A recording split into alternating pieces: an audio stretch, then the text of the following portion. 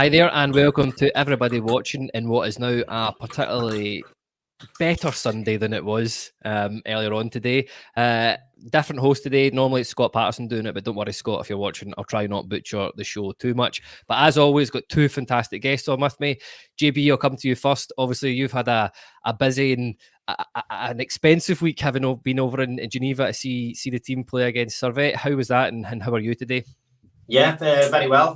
Good, yeah, as you said, good trip over. As I say, it was a bit of an eye-opener. I went over for the young boys game a few years ago, so I can't, even though we weren't meant to take any fans, I still managed to get over and get into the ground.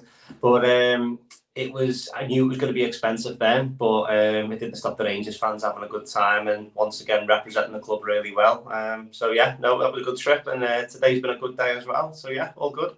Yeah, that's it. That's it. Good to hear it. And Cammy, you had a particularly a better day than most of us, not just for the fact that Rangers won, but you were in hospitality. How was that yesterday as well? Well, it's just firstly, it's been a beautiful Sunday. I think we can all agree on that. Yesterday was great. Had hospitality with my wife, obviously on our wedding anniversary, courtesy of our very good friend Jamie, and his generosity was hugely appreciated by us both.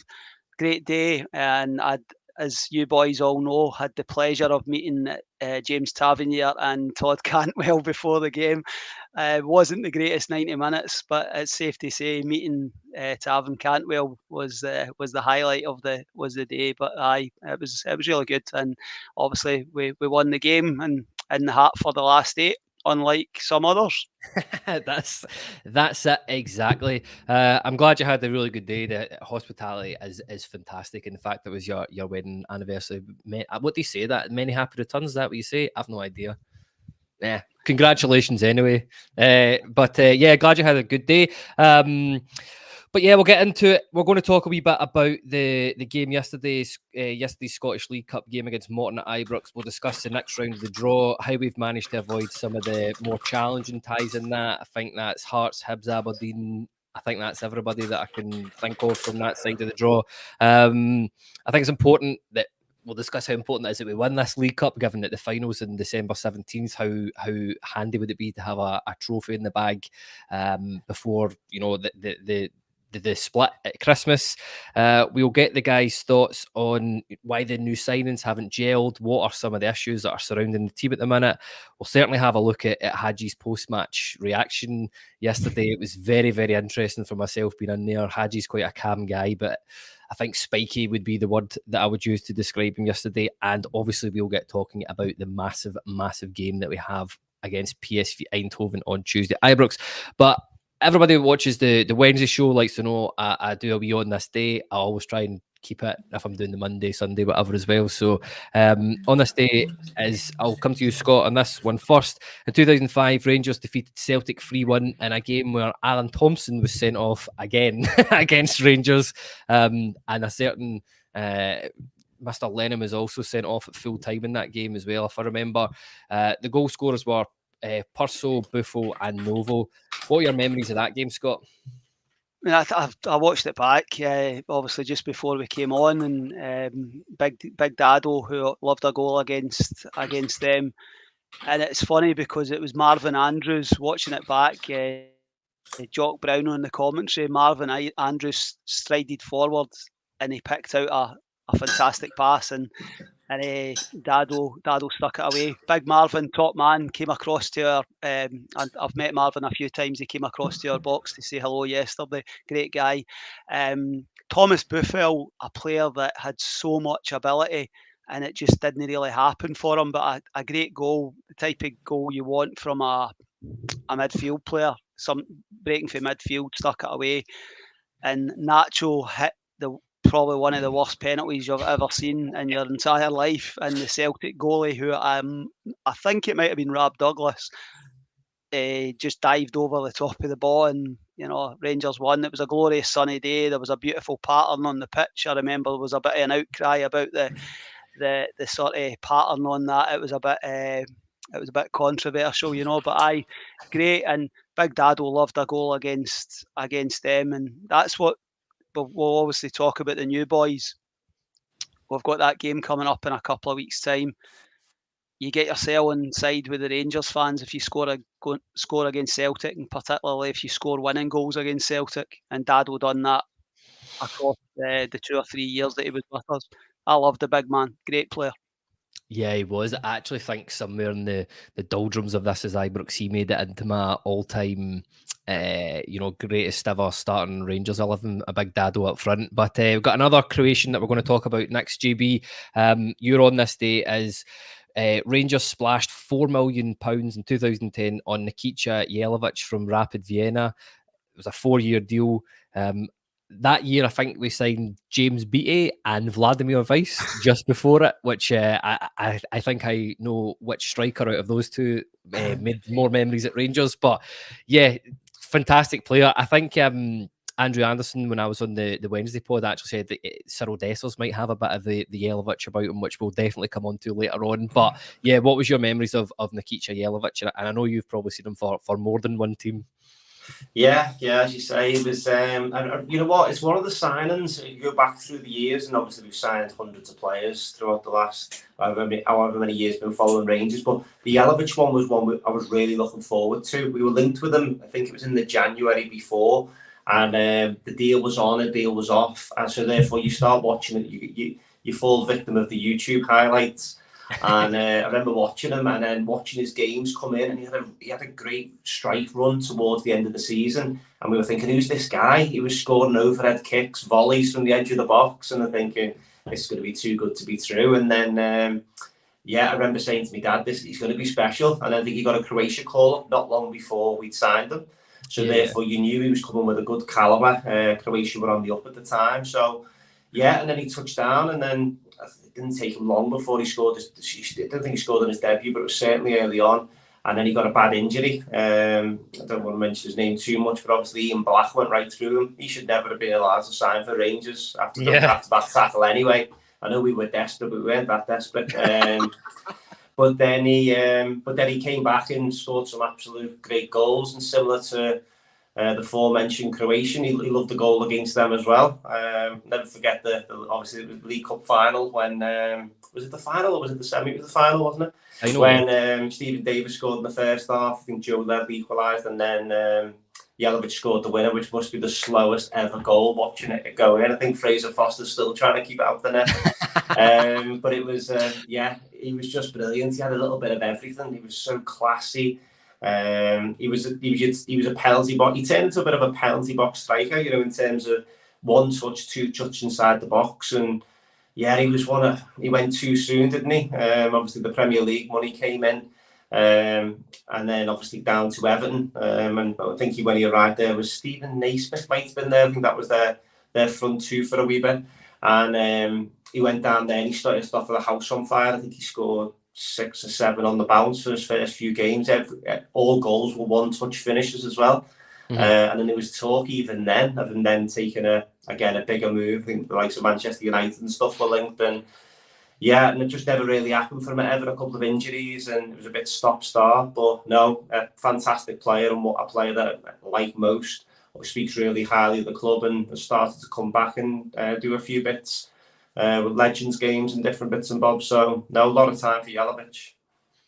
Yeah, he was a fantastic player at the club, and if only some of our new strikers had hit the ground running the way that he did, I think we'd be in a slightly different position. But yeah, as you said there, it's weird the friendship that he sort of built up with Sasa Papic. Just every time there's something happening at Ibrox, you just seem to see the two of them just sat together all the time. I'd love to be a fly in the wall for their conversations. But anyway, look, Cammy, we'll come on to the fun stuff in terms of the game yesterday.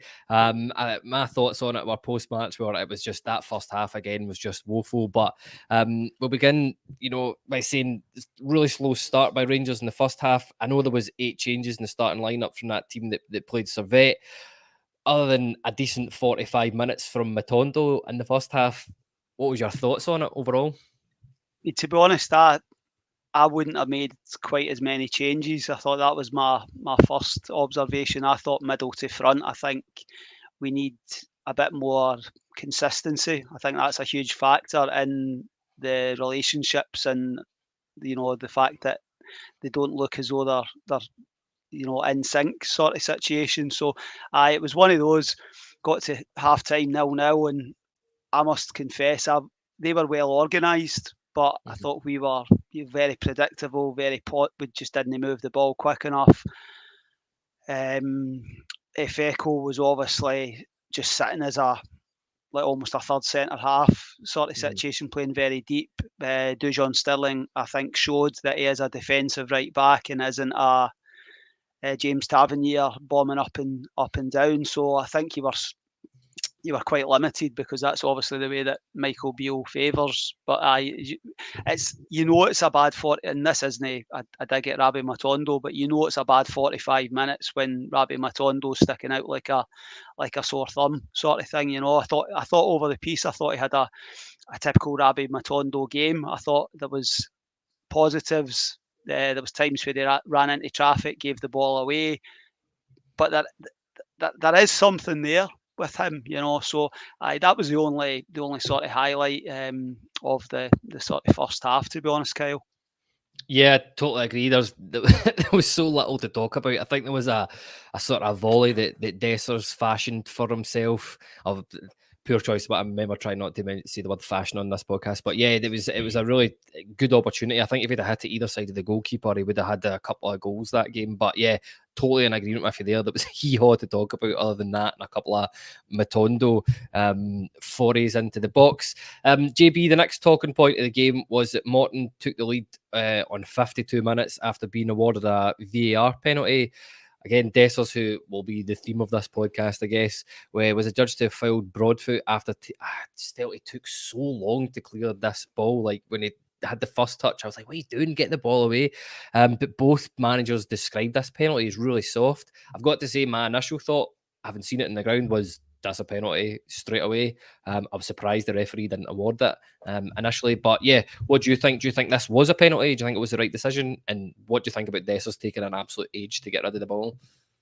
Yeah, he was. He's actually a wee bit like that in the opposition box as well at the moment, and he's a player that's just showing a little bit of he's almost as if he's overthinking quite a lot. And even like a simple clearance, got to be doing much better. I thought it was a penalty. Reason behind that is Dessers goes down holding his foot, so he's obviously kicked something. It wasn't. I don't think he kicked the ground, so he's obviously kicked Broadfoot's foot, and that big donkey obviously didn't move because he's obviously a lump of wood. So I think the fact he just went down, it was hard to say because Broadfoot's standing foot didn't move. But I don't think there was much complaint, was there? I think it's one of them. If it had been, obviously it went against us, but you just sometimes just got to get on with it.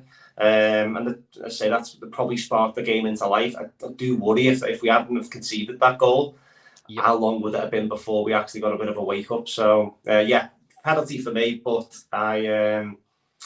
and then obviously the boys stepped up and did give Butland a chance. Butland obviously tries to play the mind games, which I like. Obviously couldn't. Well, went the opposite way, didn't he? So no penalty for me, but no, must do better in them type of situations. Yeah, agreed. I think that's a good point that you've touched on as well about the Jack Butland. That's a couple of penalties that we've actually conceded in a couple of times. He's really tried to mess with the strikers. So long may that continue. Cammy, the next talking point is 5 minutes later, VAR's been called upon again, and this time it's everybody's three favourite words. It's penalty to Rangers. Leon Balogun was adjudged to having his shirt being pulled. Again, love to get your thoughts on this. Both managers described this one also as very, very soft. Big man Dessers steps up to take the penalty. Touched on it a wee bit yesterday, but I found it so weird. I don't know if you noticed the kind of gasp that went round Ibrox when he picked the ball up. I think people were like going, surely he's not taking a penalty, which is a bit crazy if a number 9 for Rangers is picking the ball up. But yeah, steps up. It's a really good penalty. Atones for his error that we mentioned about 2 minutes ago. What was your thoughts on, was it a penalty, and how weird do you think this sort of situation is surrounding Big Cyril up front in the minute? Well, the penalty being given, I think we were trying to make a triple substitution at that point. So Lammers had actually, from where I was sitting, Lammers was trying to come across and the referee was trying to stop him from going off. And we're like, what's went on there? I hadn't seen any instant in the box, hadn't seen anybody appealing for it. Obviously goes to, and you know, I'm saying to my wife, I'm going, if this goes to the monitor, then it's going to be a penalty. But full credit to Big Dessers. You know, I mean, he's not had the ideal start to his Rangers career, but I've got a lot of admiration for strikers like goals, and Rangers.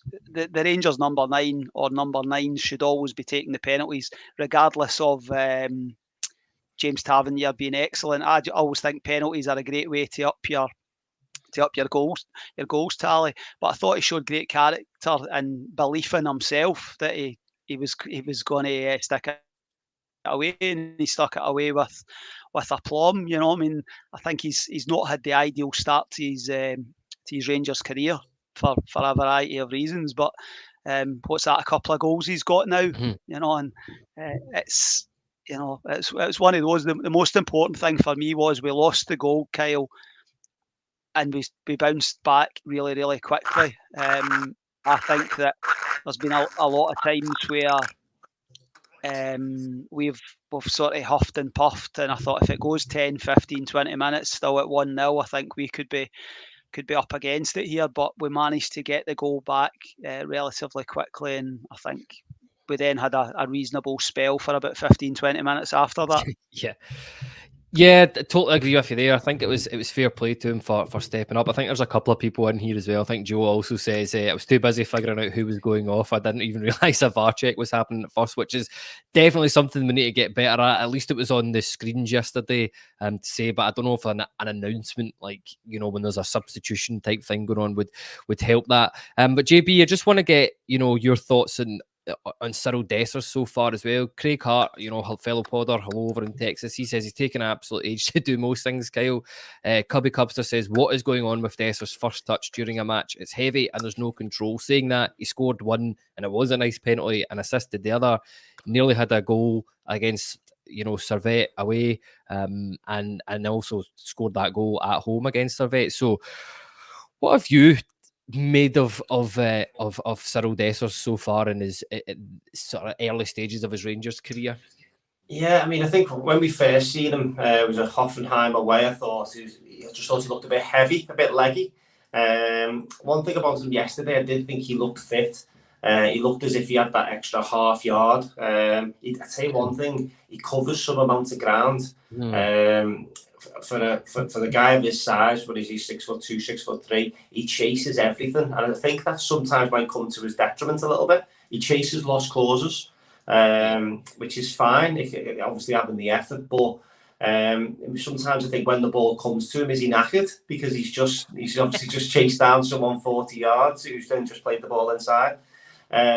He doesn't play a lot of 90 minutes, so if you look at the games before he signed for us, he hasn't completed many 90 minutes throughout his career, and I think that probably has something to do with the fact that he's ran himself into the ground by about the 70th, 80th minute. But first half, I thought he looked good. He looked quite sharp. I think if he did that one where he kept it up in the air, can't remember who crossed it from the right. It's evaded me. But really good first touch, and then obviously the volley. If that goes either side of the goalkeeper, all of a sudden you're looking at goal of the season contenders, and maybe that's what he kind of needed to kickstart his Rangers career. But no, I think I was really pleased to say with the penalty the way that he took it, because that could have been quite easy to look around. He appeared to be quite adamant. He was taking it and slotted it away, and then really impressive with, again, back to the earlier point, his work rate to win that ball back and then find Danilo, and he then made it a 20-yard dart and run to get into the box to help Danilo.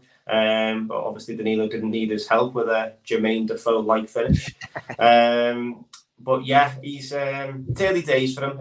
He might be what we might just need to accept. He might be one of these strikers that plays 40 games a season and scores 20 goals, but he's not spectacular. Yeah, do you know what I mean? We've been crying out for a player that doesn't actually do a lot but puts the ball in the back of the net.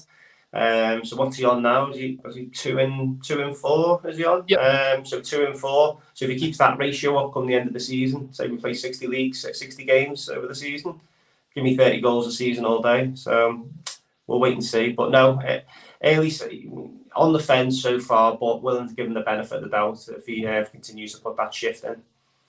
Yeah, I think that's a fair comment. I think that's a very good point you raise as well about the about his ability to shift. I mean, he's an absolute unit as is everybody that we have brought in this season, and you know the goal there which you touched on, which we'll come on to talk about in a wee second. I mean, I could not believe the pace that he was running at to go and nick that ball off there. But I think Hugster 0809 makes a really good point there. He says, "How many goals, I wonder, did McCoist, Hateley, Puzzle, Moles and Morelos score in the first 5 games? Not everybody can be a Negri, and you know, maybe the support, you know, we as a support just need to take that on board. But also at the same time, if we're splashing £5 million on a striker, you know, we want a bit of excitement. We want him to have a wee bit of what's the word I'm looking for? You know, just something different, a bit of character about him. So yeah, but I totally agree. See, at the end of the season, if he's played 40 games and 20 goals, I doubt there'll be many complaints amongst the Rangers supporters, JB.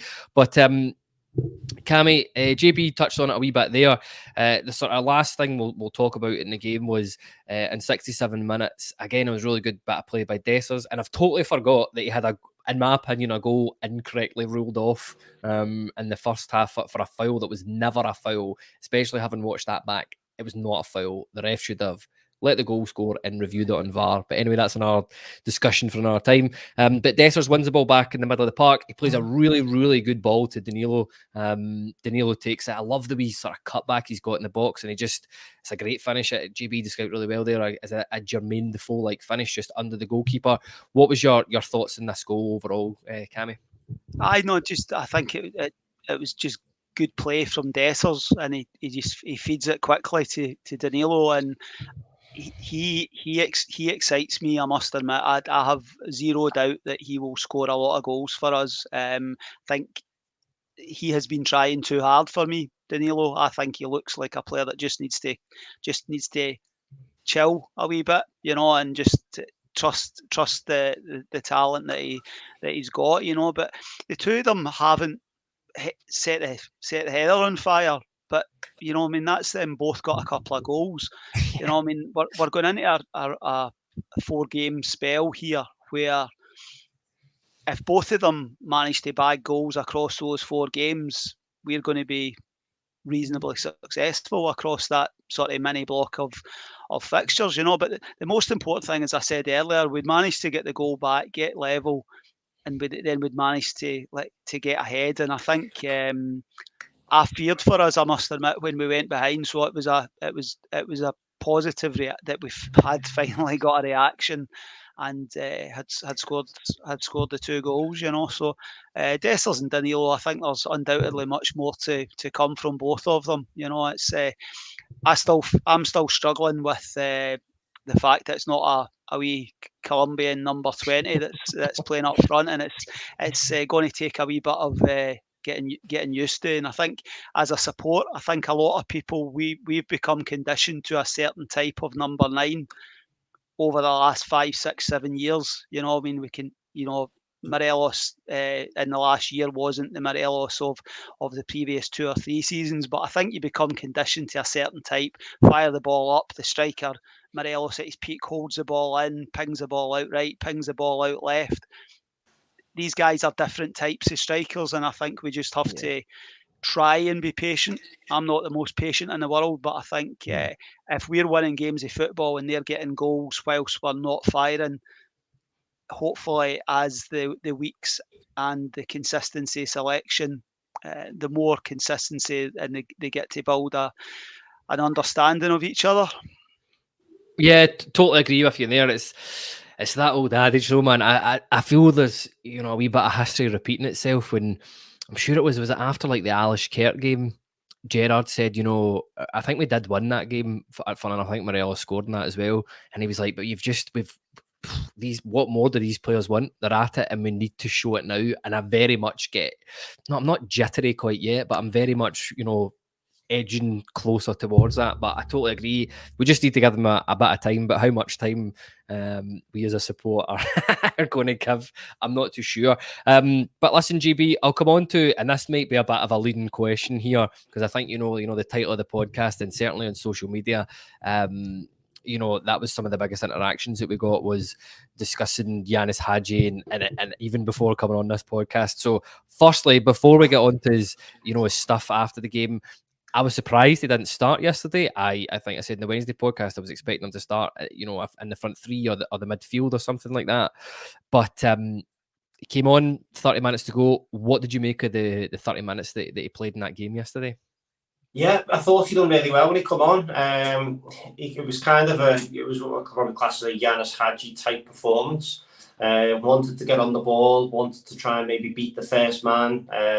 Kept it easy at times, but always looking for that little bit of creativity. He was unlucky with a couple of efforts, but he also backed that up with a couple of horrific efforts as well.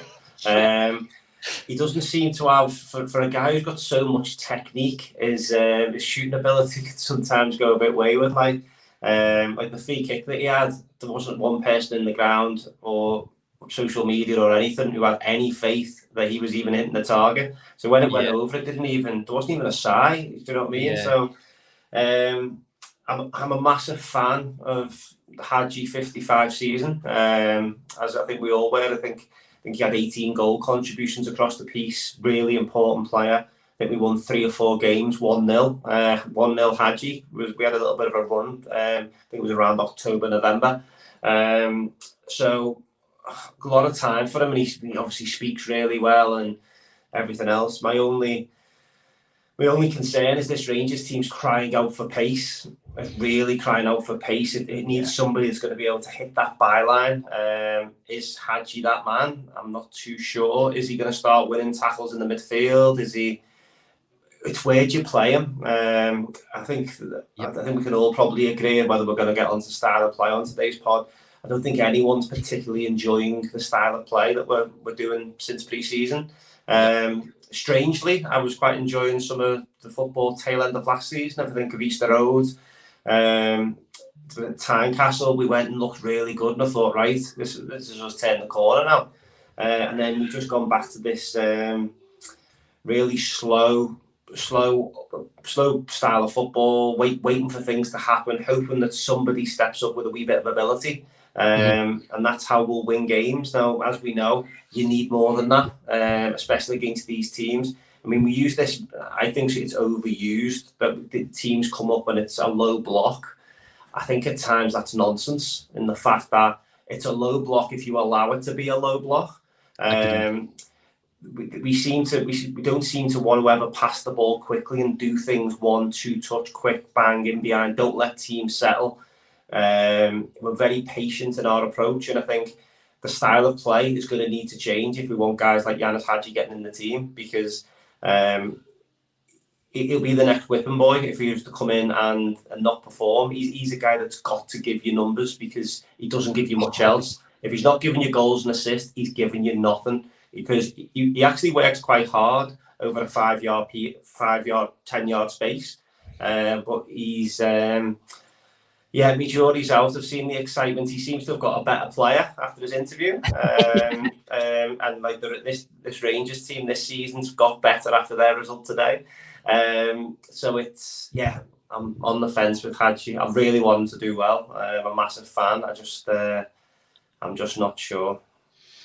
Agreed. It is a difficult one. It's just everything about. He's such a likable guy. You know, all the kids like. He's one of those players that you've seen loads of Hagi 7s in the back of people. You know, kids' shirts and stuff like that. I'm sure there's a few podders in the This Is Ibrox group chat that's definitely got him in the back of their shirt as well. But yeah, it was really, really interesting, Cammy, yesterday after that game. I was actually surprised that it was Hagi that was put to the press. Obviously don't know how that's all come about, but his post-match comments, having been in before, like, he's normally really calm, really level-headed, but you could just see there was definitely a bit of frustration. And I suppose as a supporter, it's good to see that players are annoyed that they're not starting. But his words were, you know, he was asked, like, were you disappointed not to be starting that game yesterday? And he said, every football player wants to play. I'm disappointed about the situation. I respect the gaffer's decisions. It doesn't mean I agree with it. I'm a really simple guy. I just love football. I train 100% on a daily basis, and I've come back from a 1-year injury. They know who I am. They know my history at this football club and what I did. I just want to play football. He also mentioned several times yesterday that he was fitter than what he has been even before his injury. There's a couple of comments in here. Craig Hart says Hagi's comment yesterday definitely felt like he was working his ticket, and Gavin Quinn says something very similar. I think he might go Kyle in this window if he's not in contention this week. To be fair, I've never rated him. Had one good month, and that's not on. What did you make of Hagi's post-match reaction comments yesterday and the guys' comments there on it? Totally unlike him, to be honest. He's a very clever, comes obviously from the famous family, and I think he looks a little bit leaner. I thought he looked as though he was carrying a fair bit of timber. Obviously, the back end of last season when he came back, I think it was Motherwell away, sticks in my brain that he had an absolute one of those shocking, nothing he could do. But I just don't know where. I think JB hits it. I don't know where he fits in. I don't know where his position is in this Rangers side. I think he comes across as very, very frustrated. I thought even before the season started, I thought that there was a possibility that I think if Tom Lawrence was further on with regard to his recovery, I think Tom Lawrence would be ahead of Ianis Hagi. And I think you would then look at, and I think one of the two comments that you shared there, Kyle, about him potentially going this window, I don't think he'll go on a permanent move this window, but I think there's a very good chance that he'll go on a loan once the PSV fixtures are out the road, and the Hagi name will always mean that we will make money on what we paid for him, just because it's Hagi, and that little team in Turkey will probably come in for him, so he just comes across as a frustrated guy. He wants to play football. He could be quite happy taking his 20 grand a week. We've got a couple of players that are at the training centre at the moment that are quite happy taking their 20 grand a week and no looking to play or get involved, So I like Hagi, and I think I don't think he'll be a Rangers player in a year's time. Basically, I think other players are ahead of him, and I think it's just one of these things. But I certainly don't think he'll start on Tuesday night. Nor do I think he should start on Tuesday. Yeah, again, it's really hard to disagree with anything you've said there, Cammy. I think there's a certain club in Turkey that's just waiting to take him, and I think that we have so many players. I think he is arguably one of the most technically gifted players that we have at Rangers at the minute. I still don't know what foot is his best foot, but I think you both raised a really good point, and it's his pace. We are crying out for pace in this team, and I'm just not too sure where he fits in. Yeah, he had a good cameo yesterday for 30 minutes against Morton, but I don't know. It was kind of done by that point. I think if an offer comes in or a bid comes in, I think we might have seen the last of Hagi in a Rangers shirt. I hope not, but yeah, we'll see how it goes. Ian Hamilton here, just to finalise it, says, for me, I really liked Hagi's comment. Shows he's determined to play and wants to put the shirt on. I play him on Tuesday, but that's just my own opinion. We need creativity to win the two legs. See the thing is, Kyle, where would he play him on Tuesday night? That would be my question, because he's not getting a game as a number 8, and he's not getting a game as one of the front 3. So he's not getting a game in front of Todd Cantwell. He's not getting a game in front of Lammers. He's not getting a game in front of. You would probably say Rabbi Matondo's got more chance of starting on well, he can't, because he's not in the squad, so ignore me. But I was going to say you're completely writing him off there. I think it. I just think it's. I don't know where you would play him on Tuesday night, to be honest with you. If we're wanting to get a result and make sure that the tie is still active when we go to Eindhoven. I don't see Ianis Hagi starting the game or having he might have a roll off the bench again like he did on Saturday, but I just don't think that there's the positional part of it is a huge factor for me. I think the only thing, sorry, Carl, to jump in again, the only thing I would say is that potentially there's an argument to say he could be that third forward. Do you know what I mean? So when we get the ball, he's back in, he's compact. If Lammers was doing the business, then by all means the role would be his. But maybe we need somebody with a bit of fire in the belly on Tuesday night. We know what we're going to get with Lammers. We're going to get an elegant footballer.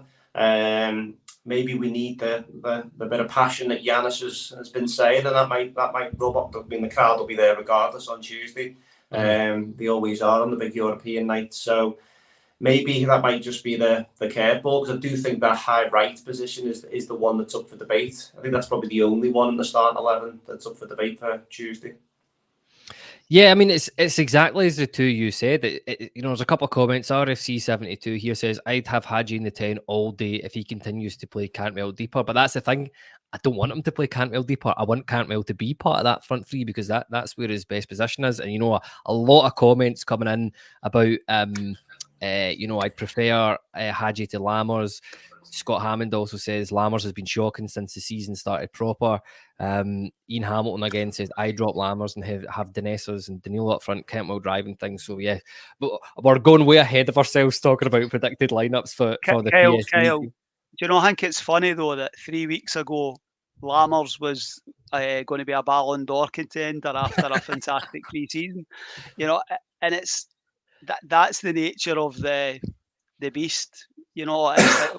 When the action starts for real, that is when you properly judge them, sort of situation, and I just don't think, does Michael Beale know, I know we're digressing a wee bit here, does he know where to get the best out of Lammers? What is the position that's going to get the best out of him? Because playing as the number 10, I don't think he looks completely convincing there. I know they've said I think he said he's a 9 or a 10. It's, there's the whole issue with regard to position for him. Are we playing him in the right position to get the best out of him? Do we need to play one number 9 and Cantwell and Lammers behind that number 9? Mm-hmm. That would be I know we're jumping, but that would be my personal preference, would be Danilo or Dessers as your number 9 and Cantwell, Lammers, or Cantwell, somebody else as the two players supporting a number 9. But I think that's a factor for Lammers for me. I just don't think he's being played in positions that are suited to him. Yeah, listen, you have brought me fantastically onto my next sort of talking points anyway, because I want to talk about this. I think the one thing the Rangers support can agree on as a whole, it's not quite there yet, especially being at the game yesterday, having talked to people, that was what we heard, was this several players being played out of position. Danilo shouldn't be played out wide, he should be played in through the middle.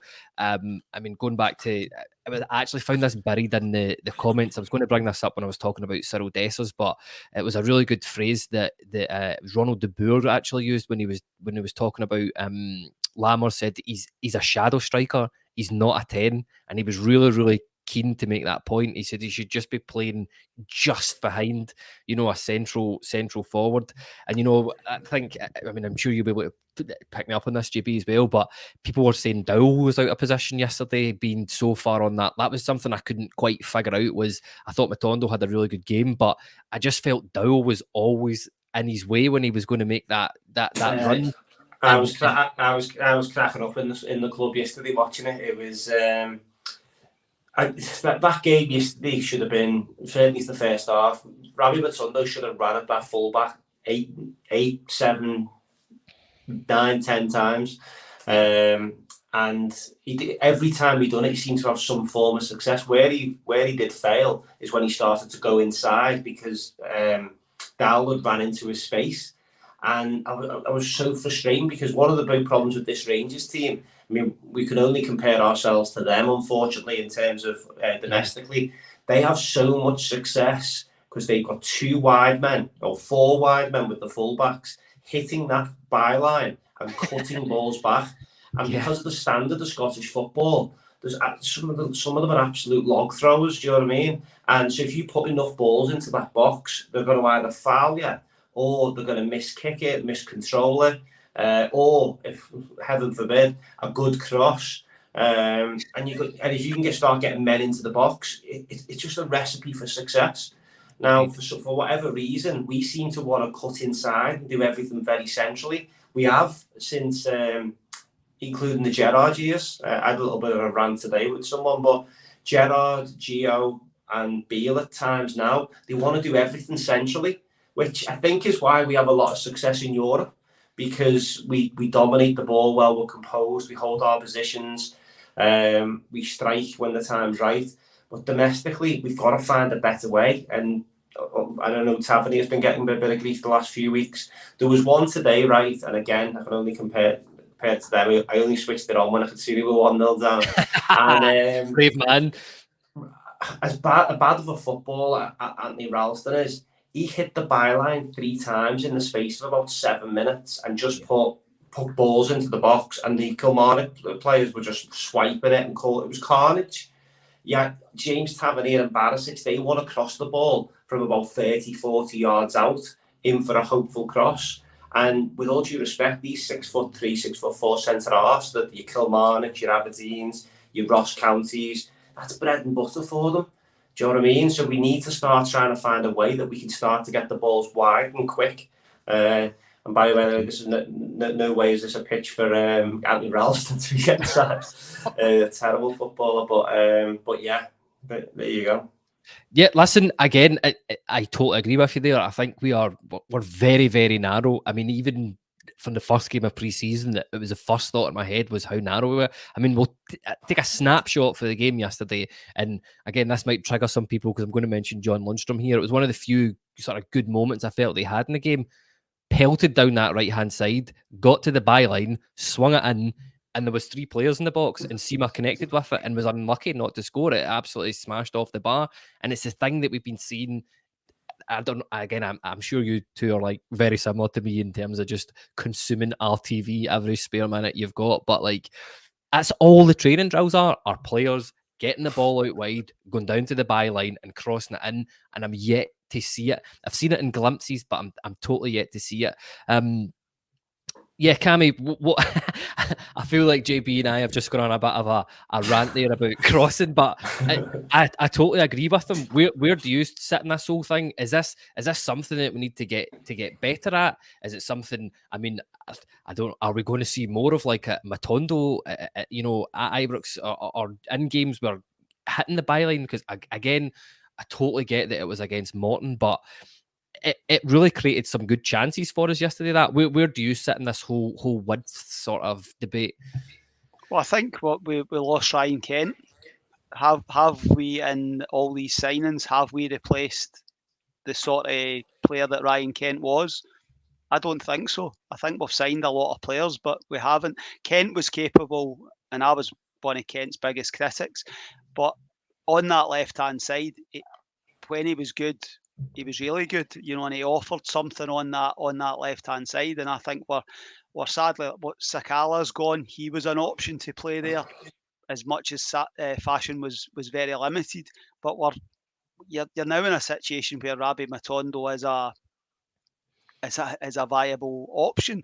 My biggest issue, and I think you guys have hit the nail on the head, when the fullbacks are throwing crosses in from 25, 30 yards, and it's hopeful, pass, wide, cross, and it's repeat and repeat and repeat. And instead of trying to play simple 1-2s, get the ball inside the fullback, get the fullbacks turning, fire the ball across the box, Ali McCoy scores, Rangers, that's it. That's how simple it should. That's how it should be. It's a very simple game. We're not playing in a top 5 league. We have to be mindful of the opposition that we're up against. But I think we overplay and we overcomplicate everything when I think it's going to be a problem across the season at various points. I just think we need more variety. Will we bring in a wide player before the end of the window? I think it's probably pretty unlikely now, but it concerns me that it wasn't given equal priority to replacing Alfredo Morelos in the summer, because Kent and Morelos were two huge players for us across 5 or 6 years, and we haven't replaced Ryan Kent. And that's not saying Ryan Kent was Brian Laudrup, but the type of player and the type of skill set that Ryan Kent had, we haven't. And I think that's a failing on Michael Beale and the recruitment team, in my opinion. Yeah, I think that's again fair comment. I think Chris here says we don't need a Kent replacement, we need a Kent upgrade. Which I think is very, very fair. It's I don't know what it is. I feel like it's something that we can all see. That we definitely need some sort of width. There was a comment in there. I brought it up. I can't actually remember who made it, but it was something about the fact that we've still got Lawrence, Matondo. I mean, even Scott Wright is still at the club, but if you're relying on those guys to be a width, I'm not entirely convinced. But yeah, look, JB, there was another comment in here. There's a couple of things, and I'd just like to get your thoughts on this. I don't want to be too negative. We are through to the quarterfinals of the League Cup. We're the biggest team. Well, even if there was another team in there, we'd still be the biggest team in the quarterfinals of the League Cup. But people are still saying the tactics are the problem. There's another comment saying that we're playing players out of position. What do you think about that? Do you think we are playing players out of position at the moment? Or are we just waiting for... I don't want to be saying this again, because I felt like I've always said last season, are we still waiting for players to come back for injury? Because I don't want that to be happening. But yeah, what's your thoughts on the comments about players not being played in the right position at the moment? Yeah, I think the problem we've got is we've signed a lot of players who, the phrase hybrid. I think the problem is when you sign a hybrid player who can play in 3, 4, 5 positions, there's a reason why they're a hybrid player. It's because they're not very good at one position. It's because they can play, you don't get hybrid goalkeepers. Do you know what I mean? They do the job that they need to do. The tactics do worry me. I'm not going to lie. They've worried me for a number of years. We're probably going back to pre-Division 3 days before. I'll probably say Warburton Championship season. He seemed to get a grasp as to how to win games in Scotland, and it was quick. It was direct. Obviously, the standard in the Championship was pretty shocking, but it was quick. It was direct. We had game. I was thinking today. When was the last time we had a game won domestically by half time? In the last 5 years, even the 55 season, there was some. As I say, Ianis Hagi scored 3 1-0 winners in the space of about 2 months, and yeah. So I just think we need to be more aggressive. We need to be quicker. We need to start hitting. We need players, as we've touched on a few times, that can give us that wee bit of spark. I see that Paul's just commented there about Luis Palma. He looks like a cracking player. The only criticism I'd have with him, he's another one who plays on the left-hand side, who's right-footed. So he's just going to want to keep cutting inside. I don't think that's what we need. I think we need somebody that just wants to hit that byline for fun. Because if you hit the byline, that's a bit right. You're going to probably more likely win fouls. I don't think it's possible for us to win more penalties, but you're definitely going to get more corners. Do you know what I mean? You're going to get in behind teams, and yeah, I think that's my biggest frustration is just how lacklustre. And guys like John Lundstrom, and I'm not only a John Lundstrom fanboy or anything. John Lundstrom does his best work when he's on the front foot, aggressively pushing forward, driving on. We would take his goal away from Leipzig. His goal against Dortmund away, arriving into the box, powerful strike, driving down the right-hand side. The game against, again, probably remembered that semi-final when I don't think Cal McGregor's landed yet. But that's his type of game, is that real aggressive front foot. He's never in the world a number 6. He's just not his game. He'd be a better right-back than what he would be a number 6. But there's me trying to shoehorn a player into a position he's not in. But it's call me Peel. But he's for me the tactics. I just worry that the tactics are the same. To be fair, we're consistent in Europe and domestically, which that's the worry for me. That is the big worry, in the fact that what works in Europe doesn't translate to winning the Scottish Premier League. It's two completely different games of football. And in the fact that I think I'm more worried about Ross County next Saturday than what I am against PSV. And that I'm not even joking. I genuinely think we could find a way to beat PSV. I think we'll be tidy, we'll be compact. It's not going to be end to end. But you go to Ross County next week and you can just picture 70 minutes, and do you know what I mean? It's just going to be very slow and very, wait for something to happen. And the next thing you know, we're chasing our tail with 15 minutes to go. But we'll see how it goes. It's a massive couple of weeks ahead. I did say to one of my pals today, is Michael Beale under the most pressure in any manager in world football after 3 weeks of the season? Do you know, it's mad, but I think he knows that. So if he doesn't change it, they'll get managers have philosophies and plan B is to do plan A better and all that nonsense. If he doesn't change it, the Rangers fans are unforgiving, and a couple of bad results and it'll turn quickly. But we'll wait and see. I was going to say, get Neil McCann on. But that's exactly, picture Neil McCann, other than crossing that deep one for Amato at Ibrox midweek game, he used to hit that byline for fun. Even you look at the Premier League, Grealish, Sterling over the years, watched the Liverpool game the other day, and that Diaz, he just hits that byline for like 3, 4, 5 times a half. And it's the way to get round teams, I promise you. Yeah, again, I totally agree with you. I think we'll leave this part in terms of our concerns around the team so far, and say this about it. Chris here says we play too slow, always let the opposition settle, more one-touch football, and leave the players to do that. Set pieces need to be taken much quicker. I think that might be one of the best comments we've ever had in a pod, because if we play a bit quicker, just up the ante a wee bit, I think we totally swipe teams aside. But look, I think after all that, there's one big game that we'll come on to talk about here, Scott. Next, it is the game against PSV Eindhoven. We've actually got a PSV Eindhoven fan in the chat. Normally, I'd be wanting to punt them out and get rid of them, but there's a couple of things here. So I'm going to ask the question that Baller13 has asked. He said, are you Rangers fans confident for the matchup against PSV? After last year, the only thing we want is revenge. And I love how cocky they're being, by the way, at the minute. What's your thoughts on it all, Cammy? I think I said earlier, I just want to get to the second leg still in the tie. I think, I think we drew last year. Any sort of result that allows us the opportunity to go across there and potentially do the same as we done last year would be fit. But a Rangers victory on Tuesday night would be fantastic. But it'll take a big performance to do that. I expect an open game of football. I think the chat from one of the PSV guys was that they'll play pressing football. It'll be played at a tempo. We talk about playing at a tempo, so our players have to be brave on the ball. A two-touch pass, move. It's a good standard of opposition that you're up against. I think it's a comparable sort of opposition. The sort of, is that a 50-50 tie?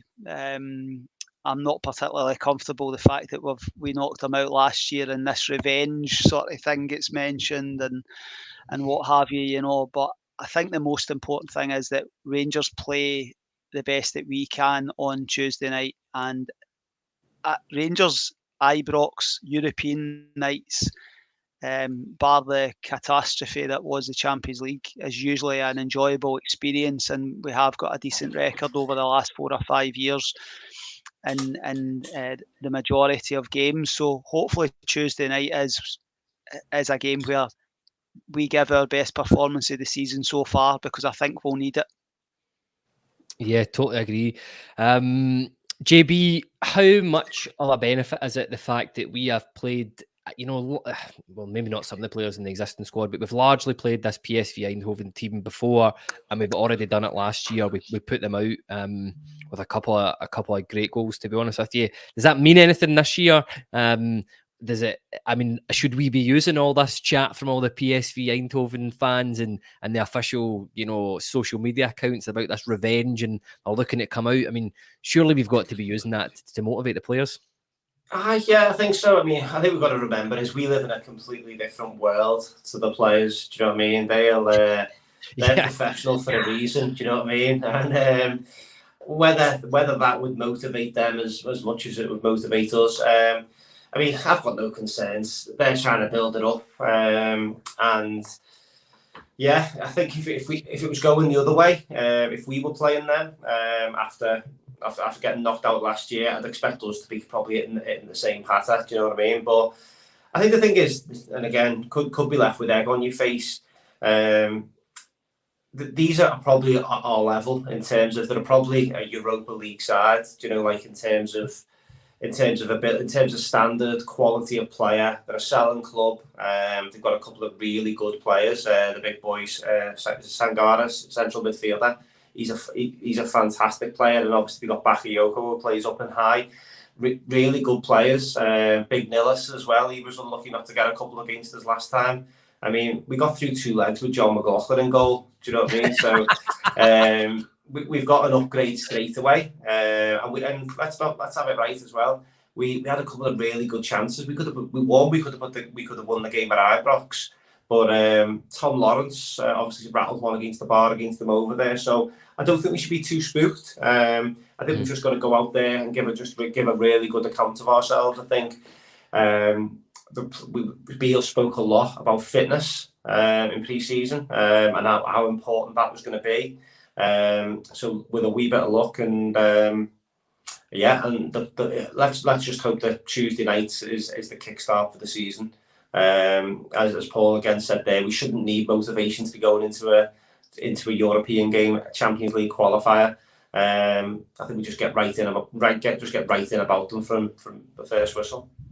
Yeah, that's it. I think it was something that Alan Hutton said yesterday to Danilo. I think he was talking about how good an atmosphere it was against Morton, and he said, wait till you see Tuesday. So I think it's going to be really, really interesting to see how some of these players react to this. I totally get that Danilo, Dessers and stuff like that have played for Feyenoord, but I don't think the Kuip has got anything on Ibrox, especially on a European night. Cammy, before we get into team lineups, obviously we know that GB touched on a couple of their good players there. They've got, De Jong, your Bakayoko, Sangare. I was going to say Veerman, but I'll maybe not include him in it. Obviously, there's the story, Tillman's joined them. I think there's a couple of comments at the PSV guys asking, how do we rate Malik Tillman? He's all right. That's all I'll say about it. But how are you expecting us to play against this team? We already know that PSV are going to be quite pressing, quite attacking, and I don't know how much of this is going to be good news or bad news to us, but they do a lot of their attacking down the right-hand side. How do you expect us to play against them? I think the run to Seville, you think about the 3 or 4 home games from Dortmund all the way through to Leipzig, I think that's the sort of template. That's the template for a Rangers crowd, and that's the template for a Rangers performance. Start the game strongly. James Tavernier first goal. How many times did it happen in that run to Seville? That's the sort of level that we need to start the game. And I think if we start the game well, we don't start games well enough. And I think that's something that we will have to do on Tuesday night. I don't think you'll get away with a Morton-like sleepwalking performance for the first 45 minutes. If you do that on Tuesday night, the tie could be dead and buried after 45 minutes without being negative. But use the home performances on the road to Seville, and that's the different personnel, but that's the template for me on and off the park. Yeah, that's it. I think Paul McGarrigle here said the fans need to fully back the team on Tuesday. No slagging. just back and make as much noise as possible, which, yeah, if the team got off to a good start and it's high tempo, then I'm sure they will. But JB, I'm just going to ask you, what's your thoughts in terms of how we'll play, and if you want to just give us a sort of rough lineup, who you think will start, and what I think, to be honest, I think there's only one position up for grabs, if I'm being perfectly honest. I think it pretty much picks itself. I think Butland have Goldson, Suter, Barisic, Jack, Cifuentes and Raskin. Top right is up for debate with Danilo and Cantwell. I think it just depends on what style he's going to go with. Is he going to go with the high three?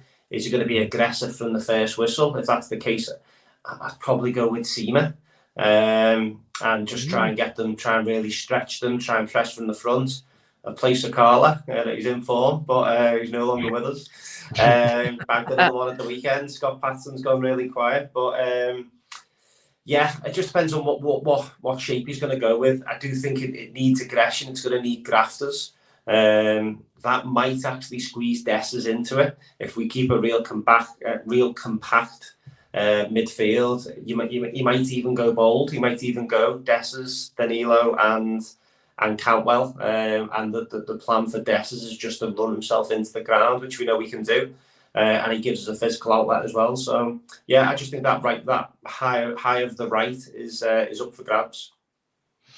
Yeah, and Cammy, what do you think? Do you agree with JB's lineup? Do you get any changes in there? And how do you think we'll set up against PSV Eindhoven on Tuesday? I think the middle of the park, well, the back five pretty much picks itself. We've not really got anything else available. Jack, Raskin, Cifuentes, middle of the park, and I would go Danilo, Dessers, and Cantwell as your front three, and that would be it for me. I think that's as good as we can probably pick. No Lammers. No, I think it's. I think the middle of the park. I think we have to be grafting, and we have to be protecting the two fullbacks. They're very strong down the wings, so I think you're going to be relying on somebody else doubling up with Tav and Bonler to sort of make that more difficult. So I think it's a Lammers or Cantwell, and I think if it's I think 99.9% of the support will be going for Todd Cantwell, and I want to see him further forward. I think that's where he's at his best. Yeah, agreed. I think you'll be hard pressed to find somebody in the Rangers support that disagrees with that. An interesting point here from Chris. It says they have until the night before the game to register up to 2 additional players, so Tillman may get added. But as of now, he's not in the registered European squad. It'll be very, very interesting to see how that plays out. I understand, that injury. Can we add players from the Rangers team that Dick Advocaat had when we beat PSV 4-1? So could we add George Alberts and Michael Malls, please? I don't know if they'll be fit enough these days to be doing it, Cammy. But with the way some people are reacting to Lammers in the comments, they might very well be, by the way. But a couple other teams here. RFC 72 says Beale to throw a curveball. Tav, Sterling, Goldson, Suter, Borna, Cifuentes, Raskin, Cantwell, Dessers, Danilo. That'll be an interesting lineup. I've just got this feeling that we might actually see a back three on Tuesday, but JB disagreeing with me there, but we'll see. No, you know what? You do wonder whether this team is built for a back three. Like in terms of we know that Suter and Goldson are really good on the ball. It's almost like having an extra midfielder. Sterling could potentially come in and give you that defensive options. We know Tav and Barisic do their best work moving forward, and it does get Danilo and Dessers playing together. So it's that last position that's up for shout, up for debate. That's it. Paul McGarrigle here says team for Tuesday: Butland, Tav, Goldson, Suter, Barisic, Jack Raskin, Cifuentes, Dowell, Cantwell, and Danilo. That's also a very interesting lineup there. And the last one I'll go to, Chris here says Butland, Tav, Suter, Goldson, Bonner, Jack Raskin, Sifu, Hagi, Dessers, and Danilo. I don't think I've actually seen. Kyle, does that guy realise that he's not included Todd Cantwell? There you go. I think that nail head hit it. I think Cantwell's got to be in every single squad. But maybe that's just because of the question of tonight's podcast. But before we go, it'd be remiss of me not to get a score prediction off the two of you. So JB, I'll come to you first on that. Oh God, I'll go 1-0. Tav penalty, safe. There we go. And Cammy, what do you think? I'll go for 2-2. Oh, same as last year. Listen, I don't know what's bringing this on, but I'm the same as you, JB. I'm more worried about the game in Dingwall at the weekend than I am Tuesday night, to be honest with you. Paul McGarrigle here says 2-0 to the famous. I will be stunned if they don't score, but I've got a wee feeling like this team is built for a team that's going to come out and attack them. There's going to be a lot more space for us. And as people have said, I know we've had frustrations about the way we've been playing, but we are creating those chances if we take a couple on Tuesday. So I'm going to say 2-1 to Rangers on Tuesday night. But look, just want to say thanks to everybody for joining us. We will be bringing you a live post-match reaction from Ibrox after the Champions League qualification against PSV. Again, shouldn't fail to mention the fact that the Rangers women's team got off to a fantastic start today. They defeated Aberdeen 5-1. There was a couple of really, really good goals in that. So go and check that out if you can. And it's always good in any capacity when any Rangers team beats Aberdeen. But I just want to say thank you to my two guests today. So thank you very much, GB. No, thanks very much. Good to see us. Likewise. And thanks very much as well, Cammy. Thanks, guys. It's been a pleasure as always. Cool. So everybody take care, and we'll see you all after the PSV Eindhoven game.